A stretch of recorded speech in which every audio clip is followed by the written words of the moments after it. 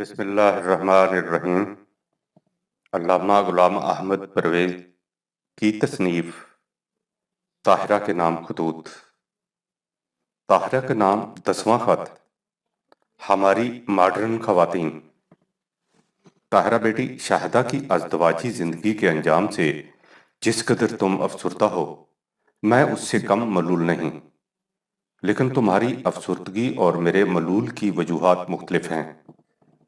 تم افسردہ ہو کہ شاہدہ تمہاری بچپن کی سہیلی ہے، تم اس کی خوشی اور غم میں برابر کی شریک ہو، تم اس کی آزردہ حالت کو دیکھ نہیں سکتی، لیکن مجھے صدمہ اس کا ہے کہ میں جس بات کو اتنے عرصہ سے بار بار دہرا رہا تھا، شاہدہ نے اس پر کان نہ دھرا اور بالآخر وہ کچھ ہو کر رہا جس کے ہونے کے تصور سے میری روح کانپتی تھی۔ مشکل یہ ہے کہ ایک تو ہمارے معاشرے میں زیادتی بالعموم مردوں کی طرف سے ہوتی ہے اور عورتوں کی مظلومیت ایک مسلمہ کی حیثیت اختیار کر چکی ہے۔ پھر اور یہ کہتے ہوئے میں جھجکتا ہوں کہ کہیں تم بھی برا نہ منا لو، لیکن حق بات کو بہرحال کہنا ہی پڑتا ہے کہ عورت اور مرد کے تنازع میں عورتیں ہمیشہ عورت کا ساتھ دیتی اور مرد کو ہر حال میں مجرم گردانتی ہیں۔ اگر تم شاہدہ کی زندگی اور اس کے انجام پر جذبات سے خالی ہو کر غور کرو تو تم یقیناً مجھ سے متفق ہوگی کہ اس روش کا یہ نتیجہ لازمی تھا۔ اس میں سعید کا کوئی قصور نہیں، بلکہ اس نے تو اتنا عرصہ جس ہمت، تحمل، بردباری اور برداشت سے کام لیا ہے، اس کی داد دینی پڑتی ہے۔ ماڈرن بیوی کی زندگی۔ شاہدہ کی زندگی یہ تھی کہ وہ 9 بجے سے پہلے کبھی سو کر نہ اٹھتی تھی، اس لیے کہ وہ آدھی رات سے پہلے کبھی سوتی نہیں تھی۔ آج کلب میں گئی ہے، کل کہیں جلسہ تھا، اس میں تقریر تھی، اگلے دن سینما کے آخری شو میں گئی ہوئی تھی۔ اگر کہیں باہر کوئی تقریب نہیں تو گھر پر دوستوں کو کھانے پر بلا لیا۔ کھانے کے بعد آدھی رات تک گپ بازی رہی۔ سعید بیچارے کو دن بھر دفتر میں کام کرنا پڑتا تھا، وہ آدھی رات تک کس طرح جاگ سکتا تھا؟ شروع میں تو اس نے شاہدہ کے شبانہ پروگراموں میں اس کا ساتھ دیا، لیکن اس کے بعد وہ اس سلسلہ کو جاری نہ رکھ سکا۔ بائی ہمہ اس کی اس عادت تھی کہ اس نے شاہدہ کو سختی یا ترشی سے کبھی کچھ نہیں کہا، سمجھانے کی کوشش ضرور کی، لیکن سختی پر کبھی نہیں اترا۔ وہ آدھی رات گئے باہر سے آتی اور یہ خود اٹھ کر دروازہ کھولتا۔ صبح 8 بجے دونوں بچیوں نے اسکول جانا ہوتا تھا۔ ذرا سوچو کہ جن بچیوں کی ماں سو رہی ہو، انہیں صبح اٹھا کر اسکول کے لیے تیار کرنے میں باپ کو کس قدر زحمت اٹھانی پڑتی ہے، لیکن سعید یہ سب کچھ خندہ پیشانی سے کرتا۔ اس پر مشکل یہ کہ بڑی بچی نہ اتنی بڑی تھی کہ وہ اپنی دیکھ بھال آپ کر سکتی اور نہ اتنی چھوٹی کہ باپ اسے نہلا دھلا کر کپڑے بدلوا کر اسکول کے لیے تیار کر دیتا، نہ ہی یہ کام نوکروں کے سپرد کیے جانے کا تھا۔ اس مقصد کے لیے آیا الگ رکھنی پڑتی تھی۔ سعید یہ بھی جانتا تھا کہ اگر بچیوں کو آیا ہی پر چھوڑ دیا تو ان کی تربیت پر کیا اثر پڑے گا، اس لیے اسے خود بھی نگرانی کرنی پڑتی۔ اس کے ساتھ ہی اسے 9 بجے دفتر پہنچنا ہوتا تھا، اس کے لیے بھی تیاری کرنی ہوتی تھی۔ یہ سب کچھ گھر میں اس وقت ہوتا جب شاہدہ پڑی سو رہی ہوتی۔ جب وہ سو کر اٹھتی تو بچیاں اسکول اور خاوند دفتر جا چکے ہوتے۔ اٹھنے کے بعد قریب گھنٹہ بھر میں نیند کا خمار اترتا۔ دیر سے اٹھنے کا یہ لازمی نتیجہ ہوتا ہے۔ اس کے بعد ناشتہ کیا جاتا، ناشتہ کے بعد اخبار یا ایک آدھ رسالہ پڑھا جاتا۔ وومنز ایسوسی ایشن کی سیکرٹری شپ اس کے سپرد تھی، اس کی ڈھاک اور کاغذات دیکھتی، ایسوسی ایشن کے رسالہ کے لیے کوئی مضمون لکھتی جس میں بتایا جاتا کہ گھر کی زندگی کو خوشگوار کیسے بنایا جا سکتا ہے اور بچوں کی صحیح تربیت کس طرح کی جاتی ہے۔ پھر دوپہر کے کھانے کا وقت آ جاتا۔ کھانے کے بعد کچھ وقت کے لیے ریڈیو یا گرامو فون سے ریکارڈ سنے جاتے۔ اتنے میں نیند آ جاتی۔ اگر بچیاں اسکول سے ایسے وقت آ گئیں جب امی ابھی سوئی ہوئی نہیں تھیں تو گڈ مارننگ ممی ہو جاتا، ورنہ وہ اسکول سے آ کر پھر نوکروں کے ہاتھوں کھانا کھا کر کھیلنے لگ جاتی۔ اس کے بعد ان کا اتالیق گھر پر پڑھانے والا ماسٹر، گھر پر پڑھانے والا ماسٹر آ جاتا تو وہ اپنے لکھنے پڑھنے میں مصروف ہو جاتی۔ امی اٹھتی اور نہا دھو کر چائے پیتی اور پھر یا تو بیڈمنٹن یا ٹیبل ٹینس کے لیے کلب چلی جاتی یا شاپنگ کے لیے بازار۔ سعید دفتر سے تھکا ماندہ آتا اور بچیوں کی دیکھ بھال، نوکروں سے حساب فہمی اور گھر کی چیزوں کی نگرانی اور محاسبہ میں مصروف ہو جاتا۔ رات کا کھانا وہ بھی اگر باہر نہ ہوتا تو اکٹھا کھایا جاتا اور اس میں میاں بیوی اور بچیاں ایک میز پر جمع ہو جاتی۔ لیکن یہاں کی گفتگو بھی بالعموم تلخ انجام ہی رہتی۔ شاہدہ ہمیشہ نوکروں کی بدتمیزی، گھر کی بدنظمی، بچوں کی بدسلیقگی، میاں کی بے توجہی کی شکایت کرتی، اور جب سعید اتنا کہہ دیتا کہ ذرا سوچو کہ تم ان امور کی اصلاح میں کتنا حصہ لیتی ہو، تو فوراً بات بگڑ جاتی۔ کیوں طاہرہ، جو کچھ میں نے لکھا ہے وہ غلط تو نہیں؟ اگر غلط ہے تو اس کی ذمہ دار خود تم ہو، اس لیے کہ یہ باتیں خود تم ہی آ کر مجھ کو کہا کرتی تھیں، اور یہ بھی بتایا کرتی تھیں کہ تم شاہدہ کو سمجھاتی ہو لیکن اس کی سمجھ میں ایک بات نہیں آتی۔ تم ہی نے مجھے یہ بھی کہا تھا کہ گھر کی بدنظمی اور ویرانی کے علاوہ اس روش زندگی کا اثر خود شاہدہ کی صحت پر کس قدر پڑ رہا تھا۔ نہ وقت پر سونا، نہ وقت پر کھانا، پھر جو کچھ کھانا وہ کلبوں اور ہوٹلوں کا کھانا، جس میں پلیٹ اور گلاس کی صفائی پر تو بہت زور دیا جاتا ہے، اگرچہ اس کا بھی کسی کو علم نہیں ہوتا کہ وہ صفائی ہوتی کس طرح سے ہے، لیکن کھانے کے اجزاء کی طرف کسی کا خیال نہیں جاتا۔ صحت خراب ہوئی تو اس کی طبیعت میں چڑچڑاپن بھی آ گیا، اس کے ساتھ ہی اخراجات بھی بڑھ گئے۔ پہلے تو نوکروں کی وجہ سے گھر کا خرچ بہت زیادہ اٹھ رہا تھا، اور نوکر زیادہ اس لیے رکھنے پڑتے تھے کہ شاہدہ کو اپنی سوشل تقریبات اور ایسوسی ایشن کے دھندوں سے فرصت نہیں ملتی تھی جو گھر کی طرف دھیان دے سکے۔ اب ڈاکٹروں کی فیس اور ڈرائیوروں کے بل نے رہی سہی کسر نکال دی۔ آمدنی تو لے دے کے سعید کی تنخواہ ہی تھی، وہ اتنے بڑھتے ہوئے اخراجات کی کفالت کس طرح کرتی؟ پھر اگر شاہدہ کو کچھ بھی احساس ہوتا تو وہ اپنے ذاتی اخراجات کم کر کے آمد و خرچ کا میزانیہ درست رکھ سکتی تھی، لیکن اس نے ان میں کوئی بھی کمی نہ کی۔ ان اخراجات کو پورا کرنے کے لیے سعید نے قرض لیا تو قرضہ کی ادائیگی کی قسط سے ماہانہ آمدنی اور بھی کم ہو گئی۔ اس پر شاہدہ کا تقاضا تھا کہ وہ ایسوسی ایشن کی سیکرٹری کی حیثیت سے آل ورلڈ وومن کانفرنس میں شرکت کے لیے نیو یارک ضرور جائے گی۔ کیوں؟ وہاں انسانیت کی فلاح و بہبود کے لیے بالعموم اور عورتوں کے حقوق و واجبات کے سلسلے میں بالخصوص مذاکرات ہوں گے۔ ایسوسی ایشن کے پاس روپیہ نہیں تھا، اس لیے اس نے خود ہی وہاں یہ ریزرویشن بھی پاس کرا دیا کہ ہر نمائندہ اپنا خرچ خود ادا کرے۔ سعید کے لیے اتنی بڑی رقم کا مہیا کرنا ناممکن تھا۔ سعید کے پاس جو کچھ تھا وہ شاہدہ سے چھپا ڈھکا نہیں تھا، وہ اس کی آمد و خرچ کی پائی پائی سے واقف تھی۔ سعید نے اس سے کبھی کوئی راز نہیں رکھا تھا۔ تم نے طاہرہ خود کئی بار مجھ سے کہا تھا کہ سعید بھائی جان فی الواقع سعید ہیں۔ اس پر شاہدہ کا بگڑ کر باپ کے گھر چلے جانا اور بچوں کو بھی ساتھ لے جانا اور پھر عدالت میں علیحدگی کی درخواست دے دینا، تم بیٹی خود ہی بتاؤ کس حد تک روا اور مناسب تھا۔ یہ ٹھیک ہے کہ مرد ہوتے ہی ظالم ہیں، لیکن تم ہی سوچو کہ اس قصے میں کیا سعید فی الواقع ظالم تھا؟ عورتیں بیچاری بے حد مظلوم ہوتی ہیں، لیکن ذرا خدا لگتی کہو کہ شاہدہ پر واقعی ظلم ہو رہا تھا۔ یہ قصہ سعید اور شاہدہ ہی کا نہیں، یہ قصہ سعید اور شاہدہ ہی کا نہیں، یہ ہمارے نئے معاشرہ کا معمول بن رہا ہے۔ جس طرح مختلف سوسائٹیوں میں وقتاً فوقتاً بعض باتیں بطور فیشن چل نکلتی ہیں، اسی طرح آج کل ہمارے ہاں عورتوں کے حقوق کی آواز بطور فیشن اٹھ رہی ہے۔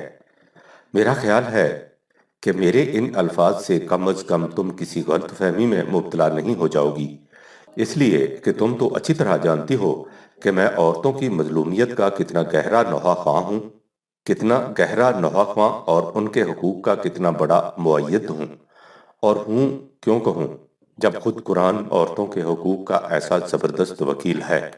عورت کی ذمہ داریاں، میں جو کچھ کہنا چاہتا ہوں وہ صرف یہ ہے کہ ہر حق اپنے مقابلہ میں ایک ذمہ داری بھی رکھتا ہے۔ ہماری خواتین جن میں آج کل حقوق نسواں کا فیشن چل رہا ہے، حقوق کے لیے تو اتنے بڑے تقاضے کر رہی ہیں، لیکن ذمہ داری کا ایک لفظ بھی ان کی زبان پر نہیں آتا۔ میں عورتوں کے ان تمام حقوق کے لیے جو انہیں قرآن نے دیے ہیں اور جنہیں مردوں نے اس بری طرح سے سلب و غصب کر رکھا ہے اور اس کے لیے آڑ بنا رکھا ہے، اس شریعت کو جو ہمارے دور ملوکیت کے استبداد کی تخلیق ہے، پوری قوت کے ساتھ لڑنے کو تیار ہوں۔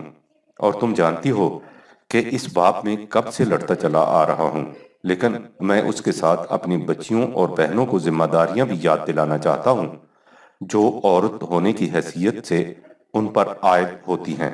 تم مانو یا نہ مانو طاہرہ، لیکن حقیقت یہ ہے کہ ہمارے دور میں غیر شعوری طور پر عورتوں کے دل میں یہ خیال پیدا ہو گیا ہے کہ دنیا میں عورت ہونا بڑی ذلت کی بات ہے۔ اس خیال سے ان کے دل میں ایک نفسیاتی کشمکش پیدا ہوتی ہے۔ اس خیال سے ان کے دل میں ایک نفسیاتی کشمکش پیدا ہوتی ہے جس کا اظہار اس قسم کے نعروں سے ہو رہا ہے کہ عورتیں مردوں کے بالکل برابر ہے اور وہ ہر کام جو مرد کریں گے ہم بھی کریں گی۔ دیکھنے میں تو یہ نعرے بڑے انقلاب آفرین اور عورت کے مقام کو بلند کرنے کا موجب نظر آتے ہیں، لیکن میری پیاری بیٹی، ہماری ان بہنوں نے سمجھا ہی نہیں کہ اس قسم کے نعروں اور مطالبوں سے وہ عورت کے کس مقام کو کس درجہ پست کر رہی ہے۔ میں تو سمجھتا ہوں کہ وہ جو قرآن نے دور جاہلیت کی عورت کے متعلق کہا تھا، ہوا فی الخصام غیر مبین، سورہ 43 آیت نمبر 18، کہ وہ کسی تنازعہ میں خود اپنے کیس کو بھی واضح طور پر بیان نہیں کر سکتی۔ ہمارے دور کی ان عورتوں کی یہی کیفیت ہے، وہ اپنا مقدمہ لڑنے کے لیے اٹھتی ہیں اور خود بھی نہیں جانتی کہ ہمارا دعویٰ کیا ہے اور ہم طلب کیا کر رہی ہیں۔ وہ چاہتی ہیں اپنے حقوق کا تحفظ اور مانگتی ہے مرد کا مقام۔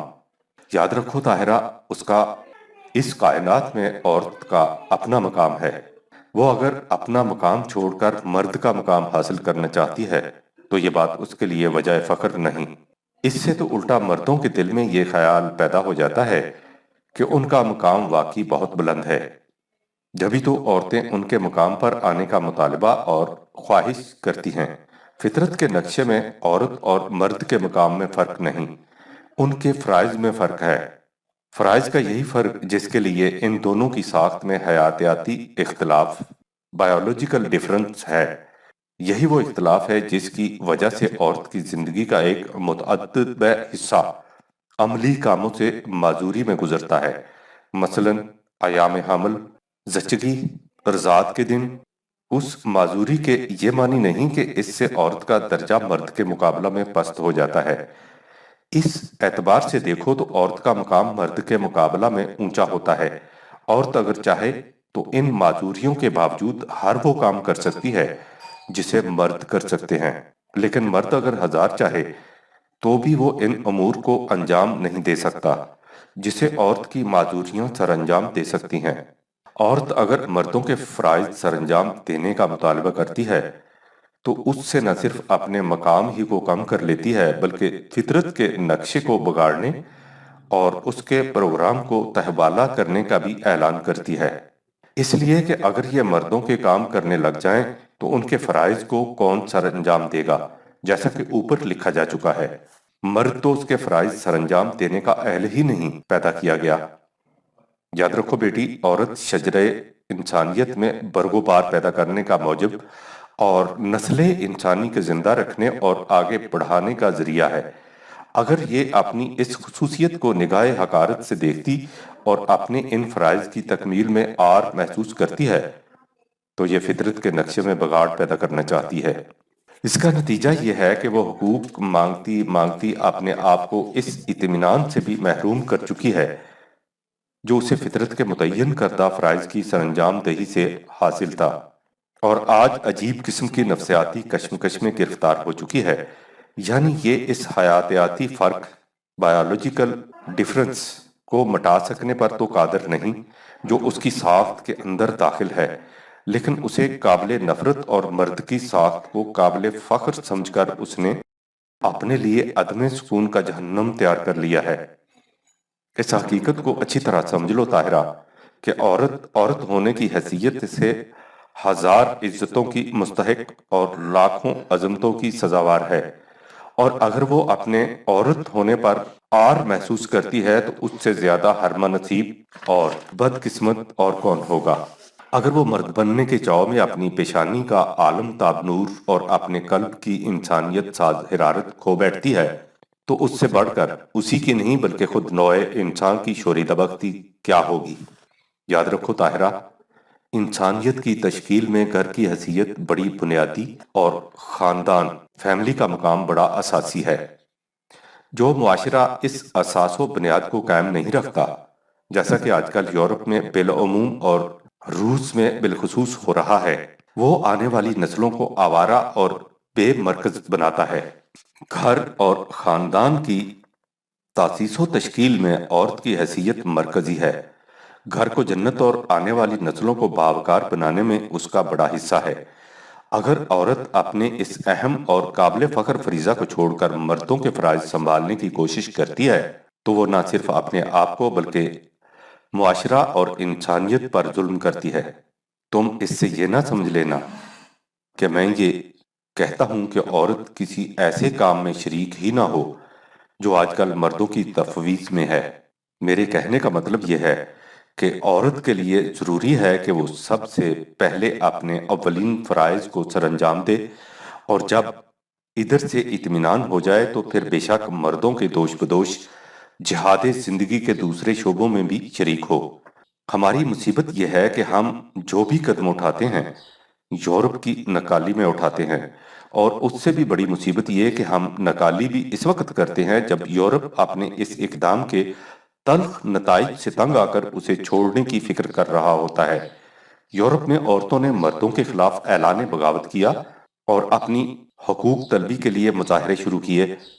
یہ در حقیقت رد عمل تھا عیسائیت کی اس تعلیم کا جس کی روح سے عورت کو ذلیل ترین مخلوق تصور کیا گیا تھا۔ عیسائیت کی تعلیم یہ تھی کہ عورت کو مرد کی پسلی سے پیدا کیا گیا ہے، اور یہ پسلی ہڈی کی طرح ٹیڑھی ہوتی ہے جو کبھی سیدھی نہیں ہو سکتی، اور اسے سیدھا کرنے کی کوشش کرو تو ٹوٹ جاتی ہے۔ دنیا کی تمام مصیبتوں کا موجب عورت ہے، کیونکہ اس نے آدم کو بہکا کر جنت سے نکلوایا تھا۔ روح صرف مرد کے لیے مخصوص ہے، عورت میں جانوروں کی طرح روح ہی نہیں ہوتی۔ اس تعلیم کا لازمی رد عمل تھا کہ عورتیں مرد بننے کی کوشش کرتیں۔ اس کوشش کا پہلا زینہ یہ تھا کہ وہ ان فرائض کو چھوڑ دیتیں جو بحیثیت عورت انہیں سر انجام دینے پڑتے تھے۔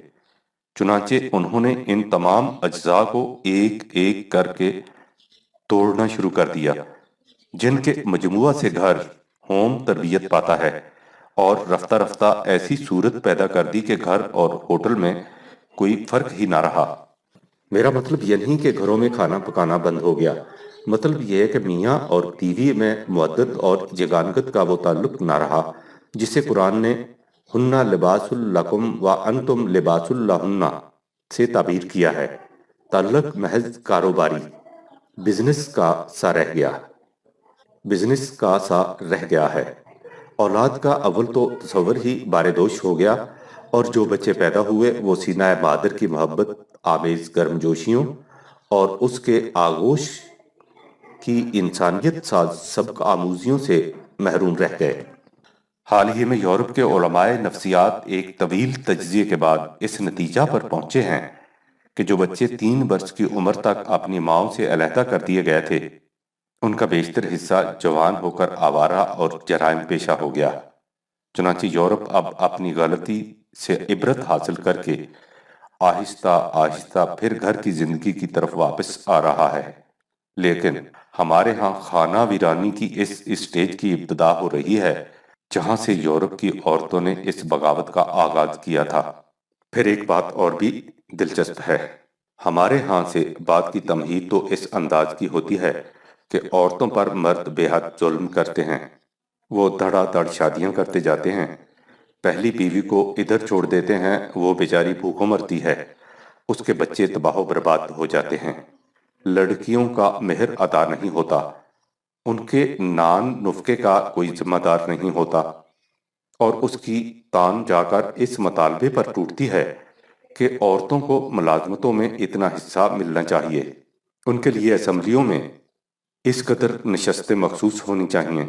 ظاہر ہے کہ جن عورتوں پر ظلم و ستم ہو رہا ہے ان میں کوئی بھی اس قابل نہ ہوگی کہ وہ دفتروں میں ملازمت حاصل کر سکے یا اسمبلی کی ممبر بن سکے، اور جو ملازمتیں حاصل کر سکیں گی یا اسمبلیوں میں جائیں گی ان میں بمشکل کوئی ایسی ہوگی جو مظلوم اور مصیبت زدہ ہو۔ ان کے اسمبلیوں میں جانے سے ان مظلوموں کی حالت کبھی نہیں سدھر سکے گی۔ تم جانتی ہو کہ میں عورتوں کے اسمبلیوں میں جانے کے خلاف نہیں ہوں، لیکن جو عورت اپنے طبقہ کے حقوق کی محافظت کے لیے آگے بڑھے، خواہ وہ لیڈروں کا میدان ہو یا اسمبلی کا ایوان، اس کے متعلق سب سے پہلے یہ دیکھنا چاہیے کہ اس نے اپنے گھر کی حالت سدھارنے اور سنوارنے کے لیے کیا کچھ کیا ہے، اپنے میاں کے ساتھ اس کے تعلقات کیسے ہیں، وہ اولاد کی پرورش اور تعلیم و تربیت کے لیے کتنا وقت دیتی ہے، اس نے عورتوں کے غریب اور مظلوم طبقہ کے اندر کتنا وقت گزارا ہے اور ان کے مصائب کے حل کے لیے عملاً کیا کچھ کیا ہے۔ پھر سن لو کہ دیکھنا یہ ہوگا کہ اس نے اس مقصد کے لیے عملاً کچھ کیا ہے۔ اس لیے کہ ہمارے ہاں لیڈروں اور نمائندوں کا کام تقریریں کرنے، بیانات دینے اور ریزولوشن پاس کرنے کی حد سے آگے کبھی نہیں بڑھتا۔